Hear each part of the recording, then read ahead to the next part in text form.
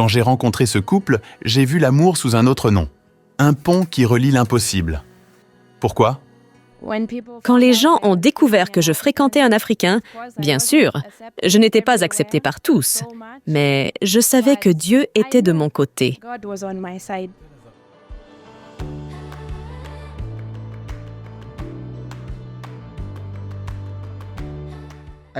Je n'étais pas une bonne personne. Cet homme a grandi au Kenya, où la vie était difficile. Il a fini par faire de mauvaises choses. Son identité est devenue celle d'un criminel de rue et a fumé de la marijuana. Je consommais des drogues. Je fumais même de la marijuana. J'ai fumé pendant un certain temps. Mais cette dame était missionnaire, née en Amérique, et avait une vie complètement différente. Elle a grandi dans un endroit où la vie est unique. Pour ma part, j'ai grandi, comme on les appelle, les Amish de l'Ancien Ordre. La façon dont j'ai grandi en tant que personne de l'Ancien Ordre, nous n'avions pas l'électricité dans la maison. Ils n'ont pas le droit de vivre comme nous, en utilisant des choses comme les réseaux sociaux, les téléviseurs, les téléphones portables ou d'autres choses modernes. Et ce n'est pas parce que nous ne pouvons pas en avoir, c'est un choix. Mais l'homme du Kenya pouvait faire ce qu'il voulait. D'où vient cette dame, vivant comme ça ? Nous n'avions pas beaucoup d'amis. Et je peux dire personnellement que je n'avais pas beaucoup d'amis parce que j'ai toujours senti que beaucoup de gens étaient prompts à juger. Et si vous ne veniez pas au bon standard, vous étiez d'une manière ou d'une autre exclu d'être un ami. Et pour moi, mon cœur a toujours été d'accepter les gens pour ce qu'ils sont. Ce qui rend leur histoire si incroyable, c'est qu'ils sont maintenant mariés.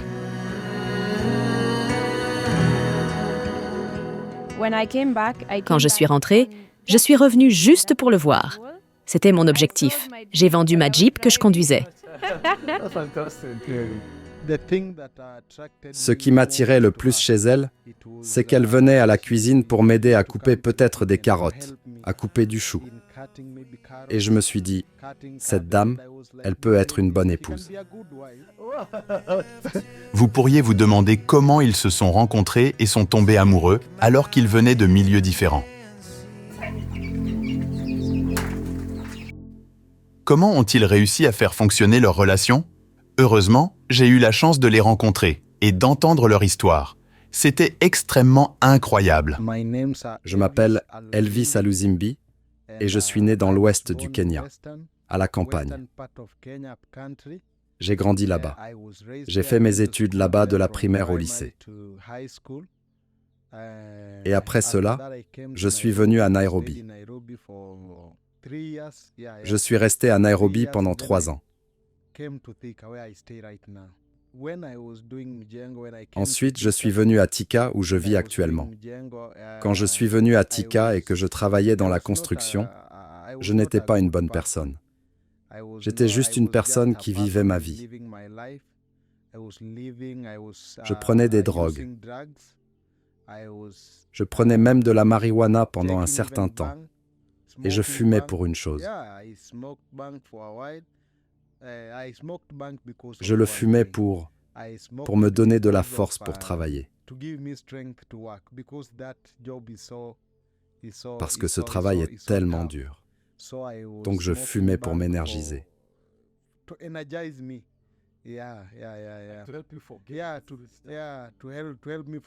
Pour m'aider à oublier ma fatigue. Je fréquentais des clubs, des boîtes de nuit. Alors, en 2015, j'ai donné ma vie au Christ. C'est là que ma vie a commencé.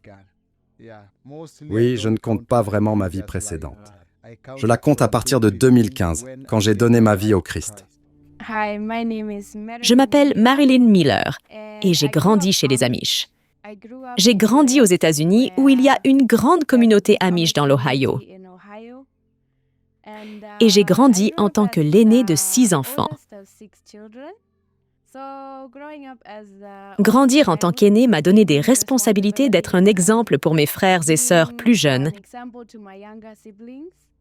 Et j'ai toujours eu une passion pour communiquer avec des gens plus jeunes que moi.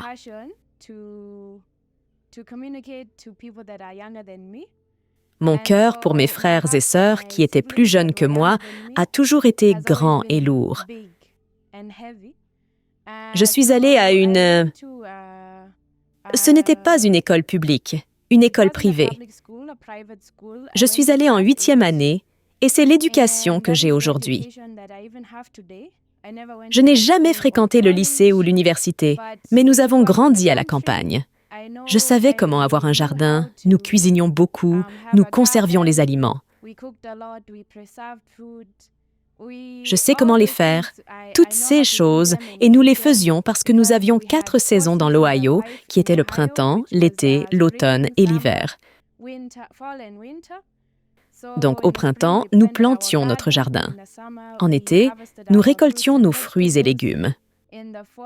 En automne, nous conservions et nous mettions en conserve nos aliments pour qu'ils restent tout l'hiver afin que nous ayons de la nourriture pour l'hiver quand il fait froid et qu'il gèle dehors. C'est ainsi que j'ai grandi. Certains d'entre vous se demandent peut-être qui sont les Amish. Il y a beaucoup de dénominations Amish dans l'Ohio, d'où je viens. Pour ma part, j'ai grandi, comme on les appelle, les Amish de l'Ancien Ordre. Plus tard, lorsque j'avais environ 12 ans, entre 9 et 12 ans, je ne me souviens pas exactement, mais nous sommes alors passés au Nouvel Ordre. La façon dont j'ai grandi en tant que personne de l'Ancien Ordre, nous n'avions pas l'électricité dans la maison. Nous n'avions pas de lave-linge ni de sèche-linge. Nous avions un anneau où nous devions démarrer un générateur pour laver notre linge. De cette façon, nos lumières étaient au kérosène. Et ce n'est pas parce qu'on ne pouvait acheter. C'est un choix. Nous avons aussi grandi sans avoir de voiture. J'ai grandi en carriole et en cheval et des vélos. Mais les voitures, quand je grandissais, je ne savais rien à leur sujet. Mis à part les fois où on prenait un Uber ou quelque chose comme ça. Quand maintenant cela a changé pour le Nouvel Ordre,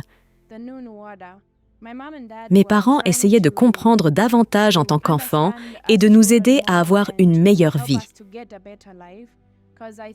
Parce que je pense qu'ils ont aussi réalisé que nous n'étions pas heureux où nous étions. Nous n'avions pas beaucoup d'amis. Et je peux dire personnellement que je n'avais jamais beaucoup d'amis parce que j'ai toujours eu l'impression qu'il y avait tellement de gens qui sont prêts à juger. Et si vous ne veniez pas au bon standard, vous étiez d'une manière ou d'une autre exclu d'être un ami. Et pour moi, mon cœur a toujours été d'accepter les gens pour ce qu'ils sont. Et donc, je peux dire que pour moi, quand nous avons fait le changement pour aller au Nouvel Ordre, cela m'a maintenant donné plus l'occasion d'être plus confiante que je veux aller de l'avant. Dans le Nouvel Ordre maintenant, vous étiez maintenant autorisés à avoir l'électricité. Donc, nous avons pris l'électricité. C'est ainsi qu'ils vous ont permis d'avoir de l'électricité. Pas de télévision, mais nous avions l'électricité. Nous nous déplacions maintenant avec des tracteurs sur la route, mais nous avions toujours le cheval et la carriole. Nous avions des smartphones. Au début, nous n'étions pas autorisés à avoir des smartphones. Mais au fur et à mesure que le temps passait, nous avions des smartphones. Ensuite, ils n'acceptaient toujours pas l'Internet.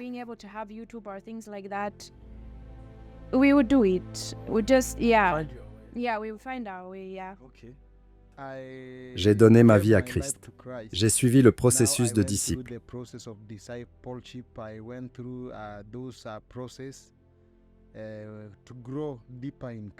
Pour beaucoup, jusqu'à présent, je suis toujours en train de grandir en Christ.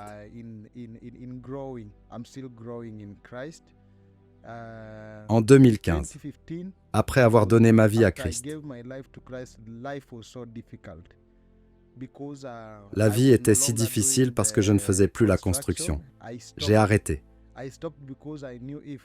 J'ai arrêté parce que je savais que si je continuais à faire ce travail, je retournerais à ma vie d'antan. Alors j'ai décidé d'arrêter et de croire en Dieu pour un meilleur emploi ou une meilleure opportunité.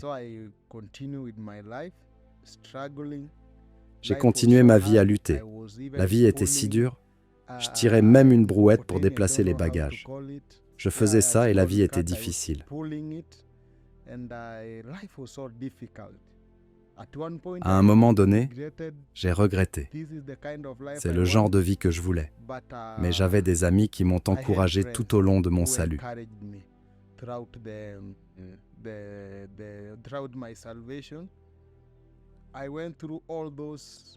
Je suis passé par tout cela. Tirant la brouette, j'allais même creuser les fondations des maisons.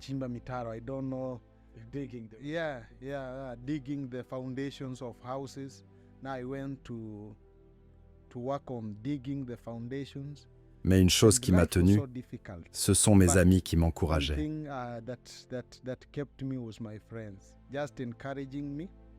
Et en 2019, j'ai rencontré ma femme.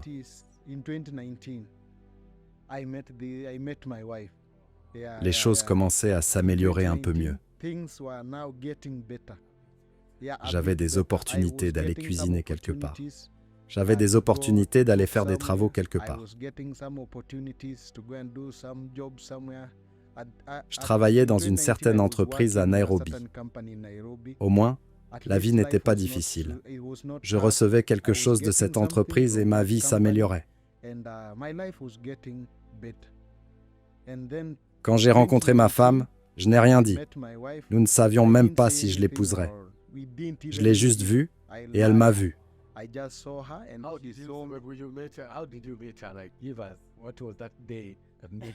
Je travaillais dans une certaine organisation. En tant que chef, je n'étais pas embauché, mais j'y allais juste pour aider en tant que volontaire.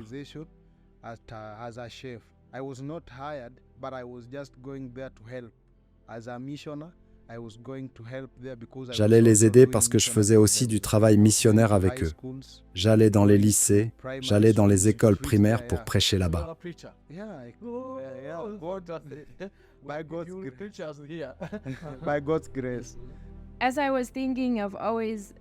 Alors que je réfléchissais toujours à voyager à l'étranger ou à être missionnaire, plus précisément, en fait, j'ai toujours voulu être missionnaire. J'ai commencé à prier à ce sujet dès mon plus jeune âge. J'ai grandi dans un foyer chrétien où nous avons beaucoup appris sur la Bible. Et donc, je savais toujours que je voulais être missionnaire. Je ne savais pas quand ou comment ou où j'irais. Donc, j'ai juste prié et j'ai parlé à Dieu. Et je sens vraiment qu'il nous a amenés là où je suis aujourd'hui. En 2019, c'était la première fois que je venais au Kenya par le biais de 2 amis à moi qui étaient venus avant à une mission. Et ils savaient que c'était le désir de mon cœur. Ils sont venus me voir et ils m'ont demandé si je pouvais venir avec eux. Mais je n'avais pas d'argent. Je travaillais, mais une partie de mon salaire allait toujours à mon père. Je ne savais pas comment j'allais faire. Mais j'ai sincèrement prié pour ça. En tant qu'amis, nous avons travaillé ensemble. Nous avons collecté des fonds pour aller à cette mission. Et c'est ainsi que c'est devenu possible. 2019 a été la première fois que je suis venue ici. Et je peux dire que je suis rentrée 2 semaines plus tard en pleurant. J'ai pleuré. J'ai tellement aimé ici à cause des gens. Vous, en tant que Kényan, avez accepté n'importe qui. Pas seulement les Blancs, mais n'importe qui. Vous acceptez simplement les gens pour ce qu'ils sont. Et je désirais cela.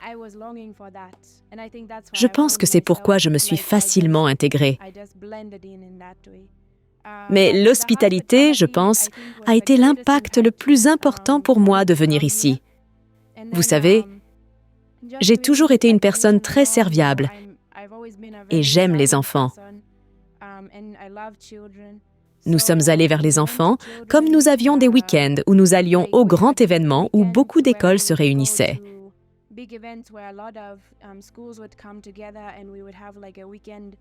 Nous les nourrissions, nous partagions la parole avec eux, jouer avec eux et toutes ces choses. Cela a vraiment impacté ma vie. J'étais ici pour 2 semaines et puis je suis rentrée. Mais je suis rentrée en pleurant parce que je voulais revenir et je savais que je reviendrais. Je savais dès lors que je reviendrais. Donc, en 2020, c'étaient les mêmes missionnaires, mais différents.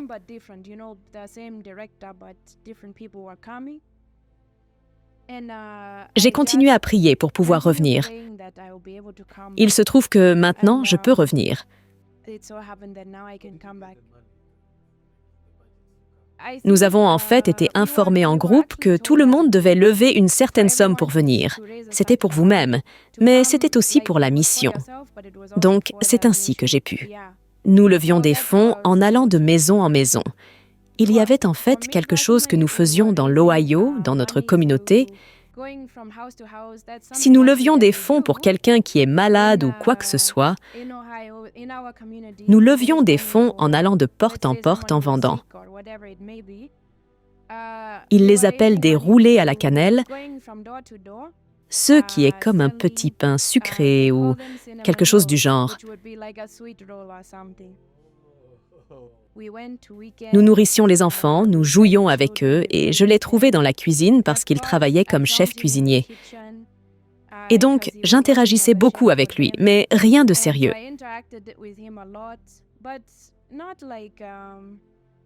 Nous étions juste des amis. J'étais juste une amie aidant et cuisinant. Ce qui m'a le plus attiré chez elle, c'est qu'elle venait à la cuisine pour m'aider à couper les carottes, le chou. Et je me suis dit, cette dame, elle peut être une bonne épouse. Elle venait innocemment m'aider à couper les carottes, le chou, toutes ces choses, et puis j'ai eu un intérêt pour elle.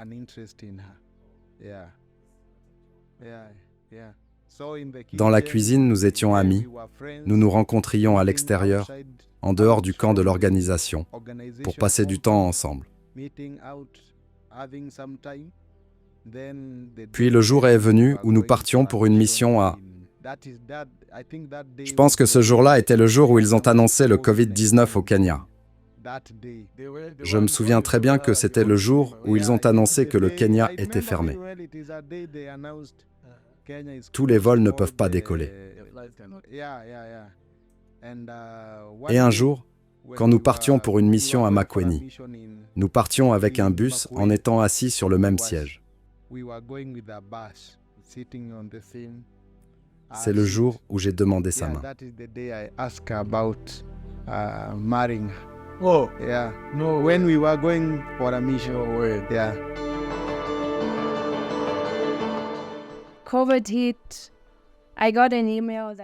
Covid a frappé. J'ai reçu un email m'informant que mon voyage était annulé et je n'ai pas eu peur parce que je sentais que Covid était une raison pour laquelle il est venu, parce que je savais que si je rentrais chez moi à ce moment-là, je ne connaîtrais pas Elvis comme je l'aurais connu si j'avais eu plus de temps. J'aurais été plus sûre que c'est la personne qui me correspond.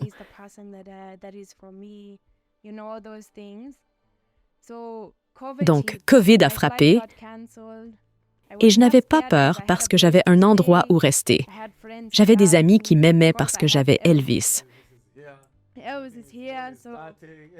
Je n'avais aucune inquiétude. J'ai fini par rester ici pendant 3 mois supplémentaires. Je suis restée jusqu'en juin et Elvis et moi sommes devenus très sérieux dans notre relation. Nous savions que nous voulions poursuivre cela. Nous avons examiné tous les défis de mon côté et du sien. Nous avons tellement prié. Il y a eu 1 semaine où nous ne nous sommes pas contactés. Nous avons prié pour notre relation. Oui, nous avons pris 1 semaine.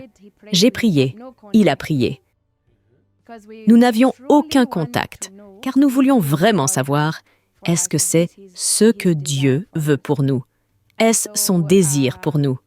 Et donc, après nous nous sommes retrouvés, nous avons partagé ce que nous ressentions, comment Dieu nous guidait, et nous avons senti que Dieu nous conduisait ensemble et que nous n'avions aucun problème à ne pas poursuivre notre relation. Nous avons senti que Dieu était au milieu de tout ça. C'est ainsi que nous avons continué. En juin, je suis rentrée chez moi. Je suis rentrée chez moi, et quand je suis rentrée chez moi, c'était un défi maintenant.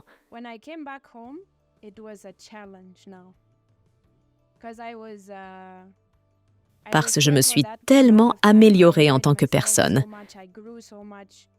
Bien sûr, Elvis s'était laissé seul derrière moi, mais mon cœur souffrait parce que je l'aimais tellement. Cela allait être difficile car l'un partait loin de l'autre. Il était temps de dire la vérité à leur famille, ce qui n'était pas facile car parfois les familles ne le prennent pas bien. Pour une famille, c'était une bonne nouvelle, mais pour l'autre, c'était difficile en raison de certains membres de la famille et de l'opinion de la communauté. Cependant, malgré les défis, ils croyaient que le destin voulait qu'ils soient ensemble, et rien ne pouvait les séparer. Tout d'abord, lorsque j'ai dit à ma mère que j'avais une fille que je voulais épouser, elle était très intéressée de savoir qui était la fille. Lorsque nous sommes allés voir ma mère et mon père, ils étaient heureux. Ils ont accepté. Nous y sommes allés le premier jour, le deuxième jour, puis le troisième. Ils ont prié pour nous et nous ont bénis pour que nous puissions nous marier.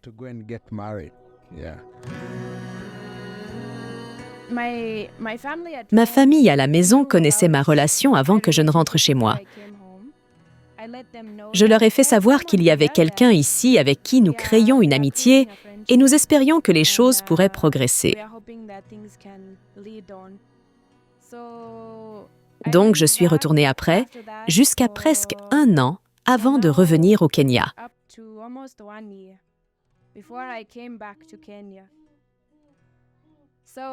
Nous avions une relation à distance jusqu'à ce moment-là. J'avais des défis à la maison et quand les gens ont découvert que je fréquentais un Africain, bien sûr, je n'étais pas acceptée par tous. Mais je savais que Dieu était de mon côté. Si jamais il y avait quelque chose que je ne devais pas faire, Dieu serait sur le chemin. Par exemple, quand je devais revenir et le voir, je n'avais pas d'argent. Donc je priais, « Dieu, si ce n'est pas ta volonté, je n'irai pas. » Il n'y aurait pas eu un moyen. Je ne pourrais pas y aller. Mais encore une fois, il m'a montré un chemin et je savais qu'il est fidèle.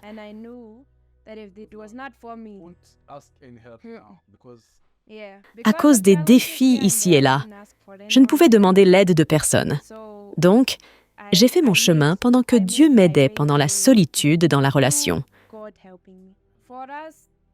Une chose sur laquelle nous étions d'accord, c'était de ne jamais laisser la communication faire défaut. Car la communication est essentielle dans une relation. Donc, nous veillons toujours à faire un appel vidéo 1 fois par jour.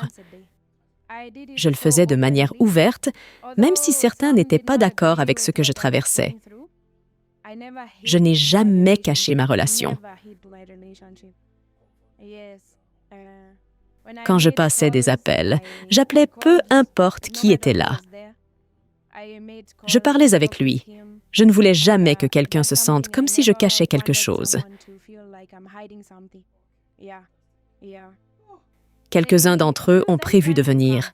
Nous avions prévu notre mariage pour décembre 2021. Je suis retournée. J'ai fait un peu de travail ici et là.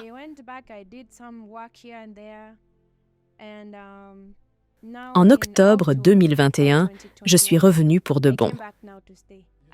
J'ai vendu ma Jeep ainsi que quelques autres choses. Mais ce n'était pas le plus important. Je suis revenue en octobre, en prévision de notre mariage en décembre.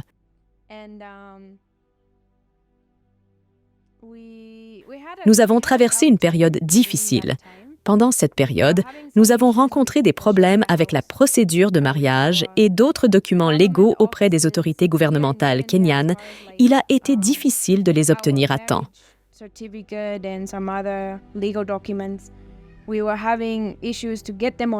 Après avoir affronté de nombreux défis, ils ont finalement atteint leur but. Elvis a rencontré ses beaux-frères, belles-sœurs et la famille en général. Leur voyage a culminé en une cérémonie de mariage qui les a unis en tant que mari et femme. Aujourd'hui, ils forment une famille heureuse. J'étais heureux de les visiter à cause de la façon dont ils m'ont accueilli.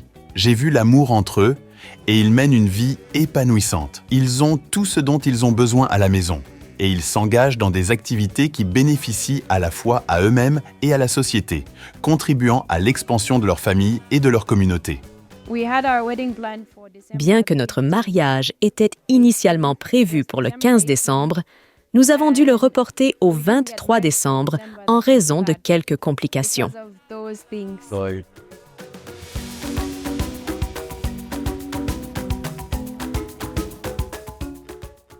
Cependant, nous sommes reconnaissants à Dieu, car nous pensons qu'à travers ces épreuves, il nous a appris à patienter et à attendre son moment. Nous encourageons donc les gens à ne pas abandonner et à attendre le moment de Dieu. Aujourd'hui, nous sommes mariés depuis 2 ans et 2 mois et nous sommes reconnaissants pour tout ce que nous avons traversé ensemble.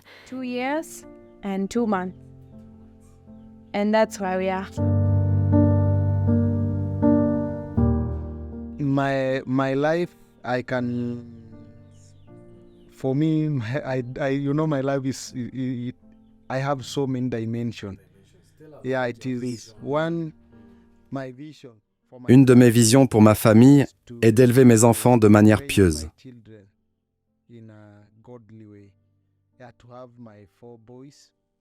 Et m'assurer que la vie que j'ai traversée dans ma jeunesse, mes enfants ne la traversent pas de la même manière.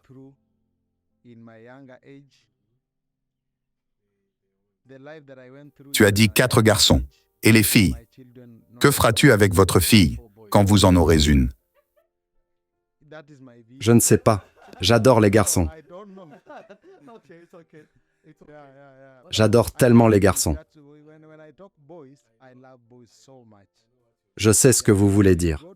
Mais si Dieu me donne une fille, je l'apprécierai beaucoup. Mais mon désir, ce sont les garçons. Je l'apprécierai beaucoup et l'élèverai de la même manière. Je vous vois souvent avec les enfants. Beaucoup d'enfants sur vos réseaux sociaux. Que faites-vous avec eux? C'est une organisation où nous allons dans les foyers pour enfants pour les nourrir.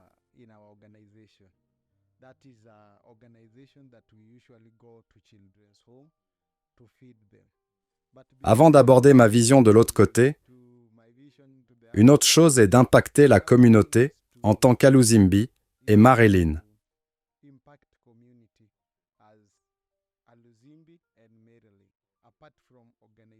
En dehors de l'organisation.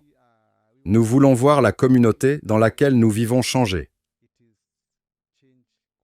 C'est une communauté changée en termes d'opportunités d'emploi autour pour les entreprises.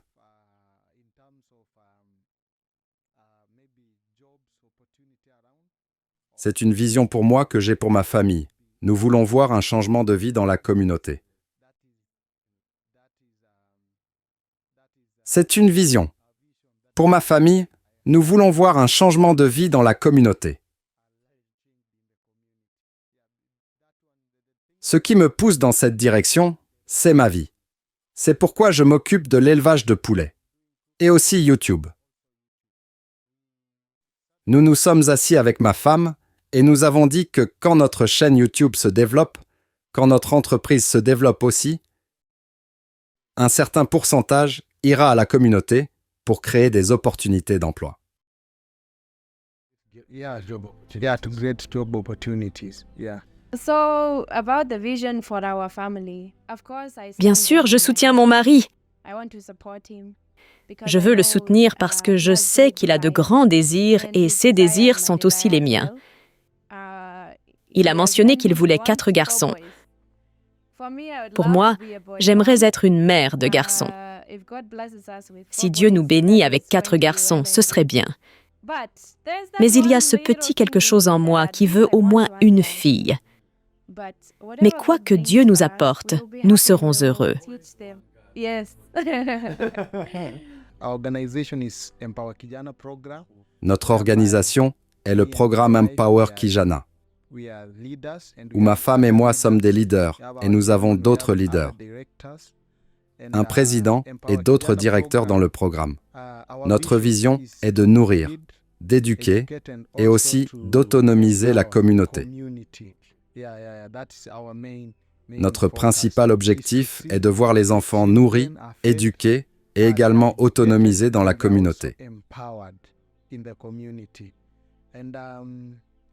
Empower Kijana est là depuis les 3 dernières années. Cela a commencé avant que nous nous soyons mariés. Peut-être que les gens peuvent dire « Vous êtes mariés depuis 2 ans ». Oui, mais cela a existé avant que nous nous soyons mariés.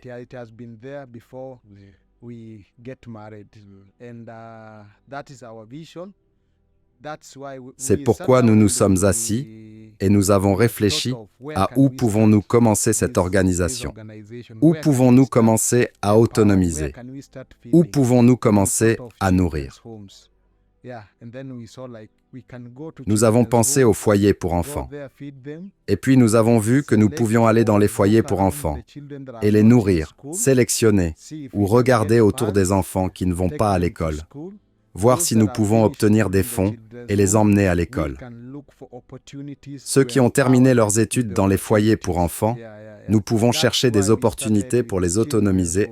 Et si vous allez sur notre chaîne, vous pouvez voir plus sur ces activités, plus de vidéos pour les foyers pour enfants. Je peux dire que je soutiens à 100% le programme que nous avons et j'ai hâte de voir jusqu'où nous serons capables d'aller, car je sais qu'il y a de grandes choses en réserve pour nous. Leur travail est vraiment admirable et a touché de nombreuses vies. Depuis sa création, cette organisation a soutenu de nombreuses familles de différentes manières, garantissant à de nombreux enfants l'accès à l'éducation et au repas. Ils sont devenus une bénédiction pour beaucoup. Si vous êtes intéressé à soutenir leurs activités caritatives, vous pouvez les suivre sur les réseaux sociaux ou sur la page de leur organisation. En tant que directeur du programme Empower Kijana, je veux parler aux personnes qui regardent Afrimax. Je veux vous dire que nous, le programme Empower Kijana, nous sommes en Afrique. Nous sommes au Kenya. Nous vous invitons à faire un don. Vous pouvez faire des petits dons sur notre compte pour que nous puissions atteindre ces enfants dans les foyers pour enfants pour les nourrir. Nous pouvons les éduquer. Nous pouvons aller les autonomiser. Notre vision est d'éradiquer la pauvreté dans la communauté, de veiller à ce que la communauté soit libérée de toute pauvreté.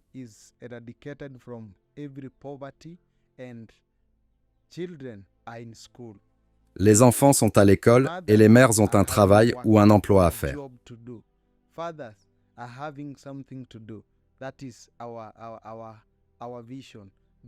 C'est notre principal objectif en tant qu'Empower Kijana. Nous voulons voir que la communauté changer. Nous voulons voir les choses arriver. Et je veux vous promettre que votre argent, lorsque vous faites un don, nous veillerons à ce qu'il soit utilisé de la bonne manière.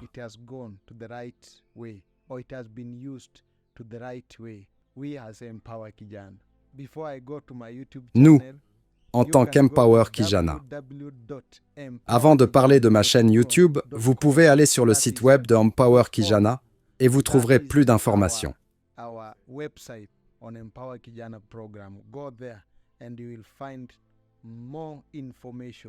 Vous pouvez également nous trouver sur Empower TV. Nous avons 2 chaînes, une pour nous et une pour Empower.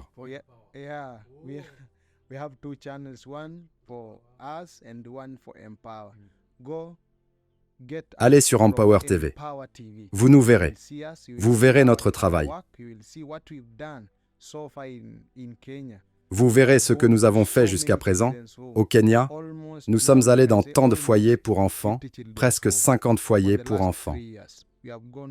Au cours des 3 dernières années, nous sommes allés dans tant de foyers pour enfants et nous avons vu le besoin et nous travaillons sur comment nous pouvons nous associer avec des gens du monde entier. Vous pouvez me contacter à travers notre chaîne YouTube. Nous sommes Elvis and Marilyn Aluzimbi. Nous avons aussi Instagram.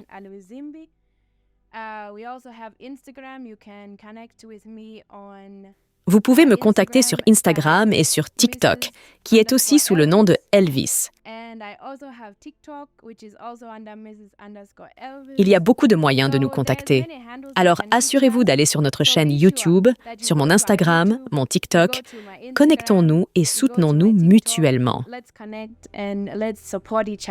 En conclusion, ils ont tous les deux un message important à transmettre. Je veux dire à maman et papa des États-Unis qu'Elvis vous aime beaucoup. Peu importe ce qui s'est passé dans ma vie, ce qui s'est passé dans votre vie. Mais je suis là. Je vous aime. Et j'ai hâte de vous rencontrer là-bas. Ou vous pouvez venir ici. Nous nous rencontrons, nous parlons, et nous construisons notre relation. Mais au fond de mon cœur, je vous aime tellement.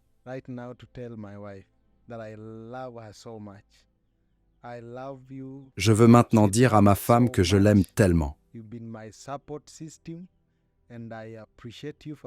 Tu as été mon système de soutien et je t'apprécie pour le temps que tu as passé avec moi pendant 2 ans.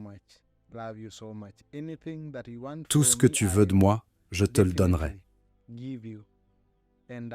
Et je serai toujours là pour toi, prendre soin de toi et te protéger en tant que ma femme. À mon amour, je t'aime tellement, tellement. Et je veux que tu saches que tout ce que ton cœur désire, mon cœur le désire aussi, si c'est selon le plan de Dieu, car nous savons que Dieu est la tête de nous. Et je veux juste que tu saches que je veux te soutenir dans tout ce que tu fais, pour t'aider à pouvoir avancer, pour être là en tant que ton soutien lorsque tu veux abandonner.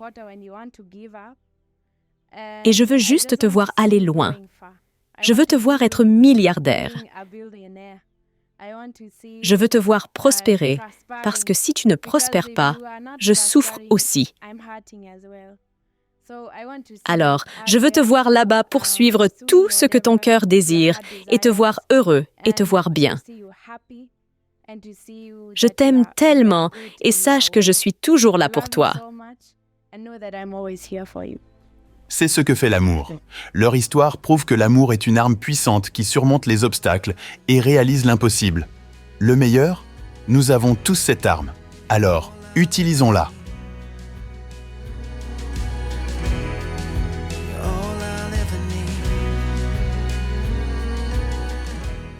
Merci d'avoir regardé, c'est Afrimax.